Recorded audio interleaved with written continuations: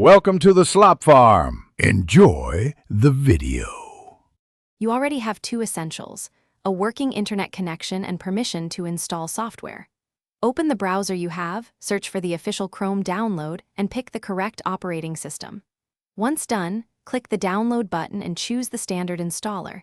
This ensures automatic updates and the right architecture. Make sure you note where the file saves, because you'll run it next. That small step prevents confusion and speeds the process, so don't skip it. You'll run the installer you just downloaded.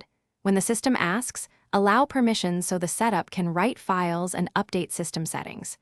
If you choose the default install, Chrome will auto-update and integrate with system features. Choose custom only if you need specific install paths or limited features. Make sure to accept terms so components install correctly. Once installation completes, the app will launch or show a checkbox to open it. Do that to verify it runs. You're at the finish line. Open Chrome and sign into your Google account to sync bookmarks, passwords, and extensions. This restores your environment quickly.